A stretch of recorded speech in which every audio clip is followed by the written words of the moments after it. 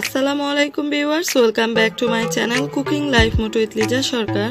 আমার আজকের পর্বে আমি করে দেখাবো দারুণ মজার একটি পায়েসের রেসিপি। আশা করি রেসিপিটা আপনাদের কাছে ভালো লাগবে। এই পায়েসটা খেতে কিন্তু দারুণ মজা। তাহলে চলুন দেখে নিই মজাদার এই পায়েসটা তৈরি করতে আমার কী লেগেছে। তার আগে আমার চ্যানেলে যারা নতুন তাদেরকে আমার চ্যানেলটি সাবস্ক্রাইব করার অনুরোধ রইল, আর যারা করেছেন তাদের অসংখ্য ধন্যবাদ। আমি এখানে পায়েসটা তৈরি করার জন্য প্রথমে মেজারমেন্ট কাপের হাফ কাপ পরিমাণ পোলাওয়ের চাল আমি উঁচু করে নিয়েছি। এখন আমি এর মধ্যে দিয়ে দিচ্ছি পরিমাণ মতো পানি চালটাকে ভিজিয়ে রাখার জন্য। আমি একটি চামচ দিয়ে নেড়ে দিচ্ছি। 10 মিনিটের জন্য ভিজিয়ে রাখবো। এখন আমি এখানে 1.5 লিটার পরিমাণ গরুর দুধ নিয়েছি, ফ্রেশ দুধ। আর এখন আমি একটি প্যানের মধ্যে দুধটা সম্পূর্ণটা ঢেলে দিয়ে দিচ্ছি। দেখুন, দিয়ে দেওয়ার পর এখন আমি একটা স্প্যাচুলা দিয়ে ভালো করে নেড়ে দিচ্ছি আর অপেক্ষা করছি মোটামুটি গরম হওয়া পর্যন্ত। দুধটা মোটামুটি গরম হয়ে গেছে। এখন আমি এর মধ্যে দিয়ে দিচ্ছি গুঁড়া দুধ, 1/3 কাপ পরিমাণ আমি গুঁড়া দুধ দিয়ে দিচ্ছি। আর এই গুঁড়া দুধটা কিন্তু মোটামুটি গরম হলে পরে দিতে হবে। অতিরিক্ত গরম হওয়ার পরে দিলে এটা দলা পেকে যেতে পারে, এর জন্য আমি মোটামুটি গরম হওয়ার পর দিয়ে দিলাম। দেখুন সহজে মিশে গেছে। আর দিয়ে দিলাম 4টার মতো এলাচ, 3 টুকরো দারচিনি দিয়ে আমি নেড়ে দিচ্ছি। দেখুন বলক চলে এসেছে। কিছুক্ষণ পর আমি আবার একটু নেড়ে দিচ্ছি। এখন চুলার আঁচটাকে বাড়িয়ে রেখে আমি 2 মিনিটের মতো জাল করে নিচ্ছি প্রথমে দুধটাকে। দেখুন 2 মিনিট পর এখন যে চালটা আমি ভিজিয়ে রেখেছিলাম তার পানিটা ফেলে দিয়ে আমি চালটাকে ঝরিয়ে নিয়েছি। এখন আমি এই চালটা দিয়ে দেব। তার আগে চালটাকে আমি হাত দিয়ে একটু কষলে ভেঙে নিচ্ছি। আপনার ইচ্ছা করলে আস্তেও দিতে পারেন। এরকম ভেঙে দিলে পায়েসটা একটু আঠালো হবে আর খেতে অনেক ভালো লাগবে। এখন আমি চালটা দিয়ে দিচ্ছি সম্পূর্ণটা। দেখুন সম্পূর্ণটা চাল দিয়ে দেওয়ার পর আমি একটা স্প্যাচুলা দিয়ে আবার ভালো করে নেড়ে দিচ্ছি যেন সব একসাথে দলা পেকে না যায়।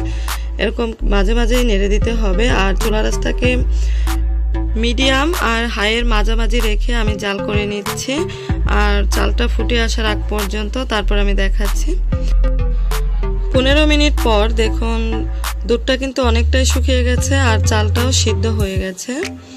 আমি দেখাচ্ছি চালটা দেখুন পুরো সিদ্ধ হয়ে গেছে। এখন আমি এর মধ্যে দিয়ে দেব চিনি। আমি এখানে দিয়ে দিচ্ছি মেজারমেন্ট কাপের হাফ কাপ পরিমাণ চিনি। মিষ্টিটা আপনারা আপনাদের ইচ্ছা মতো দিয়ে নেবেন, যে যেমন মিষ্টি খান।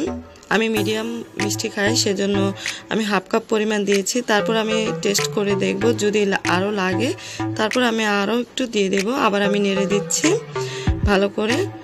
আমার আরও 1 টেবিল চামচ পরিমাণ চিনি লেগেছে, আমি দিয়ে দিয়েছি।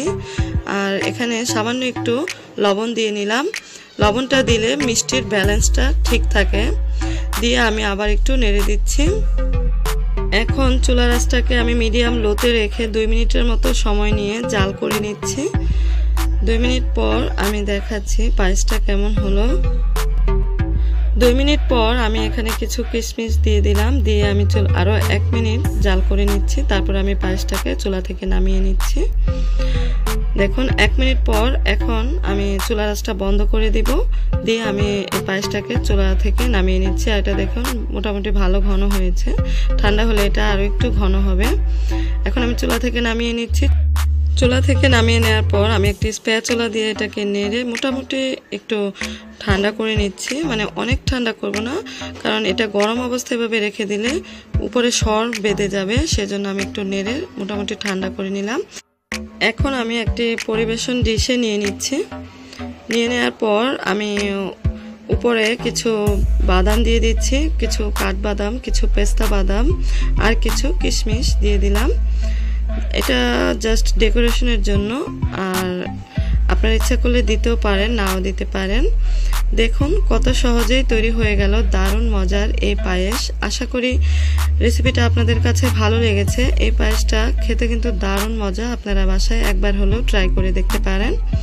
রেসিপিটি যদি ভালো লাগে তাহলে সাবস্ক্রাইব করে আমার চ্যানেলের সাথেই থাকুন আর পাশে থাকা বেল আইকনে ক্লিক করে রাখুন। দেখুন আমি আপনাদের একটু চামচ দিয়ে দেখাচ্ছি পায়েসটা কেমন হয়েছে। দেখুন কতটা ঘন হয়েছে আর কতটা আঠালো। এটা দেখতে যতটা ইয়ামি, এটা খেতেও কিন্তু অনেক মজা। তো রেসিপিটি যদি ভালো লাগে তাহলে আপনাদের ফ্রেন্ডস এবং ফ্যামিলির সাথে রেসিপিটি শেয়ার করুন। তো আজকের মতো এখানেই বিদায় নিচ্ছি। সবাই অনেক অনেক ভালো থাকেন, সুস্থ থাকেন। আগামীতে আবার নতুন কোনো রেসিপি নিয়ে হাজির হয়ে যাব। আল্লাহ হাফেজ।